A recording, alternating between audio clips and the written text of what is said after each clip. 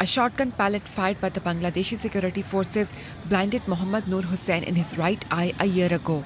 This is the pellet that doctors removed from his eye.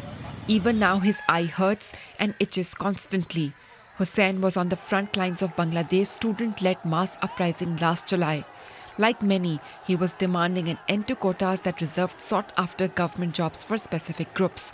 It was at this protest on the 18th of July last year he received his life-changing injury. আমাদের শরীরে use করা হয়েছে, আমাদের দমন নিপীড়ন করার জন্য এগুলো ইউজ করা হয়েছে। এই একটা চোখে যদি একটা যায়, চুল যদি যায়, এটা যন্ত্রণাটা কেমন হয়? আর এইটা নিয়ে আমরা 2টা মাস ছিলাম চোখের মধ্যে নিয়ে। Hussain was not the only one. Nearly 400 others were blinded during the nationwide protests that ultimately led to the ousting of the former Prime Minister Sheikh Hasina's government.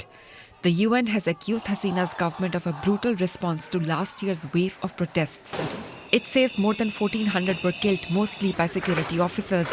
We've seen the complete lack of remorse in the statements by Sheikh Hasina and many of the leaders of her party and supporters of her party. Total denial, total construction of an alternative reality, and massive disinformation campaigns online in Bangladesh and beyond about what happened here in July and August and prior, and also about what is happening now. We need to be in a transitional process where we move towards truth, accountability, justice, and reparations for victims. But the actions taken by Sheikh Hasina and many of the leaders of her party are acting as a massive block to us moving forward in that process.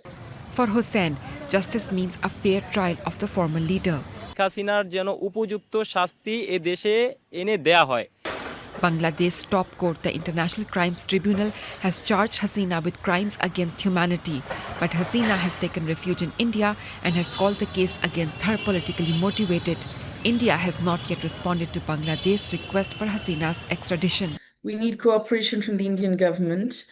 But there are also challenges here because, of course, the International Crimes Tribunal, which is considering cases, which has got cases against the former Prime Minister, still provides for the death penalty, as does our ordinary law. Of course, India also provides for the death penalty, so that can't be a barrier in itself for them not to return her to this country. I think that is a genuine concern for many. Despite severe injuries, Hussain hopes his sacrifices and those of thousands of Bangladeshis will not be in vain, and that they will finally get the justice they have waited for so long.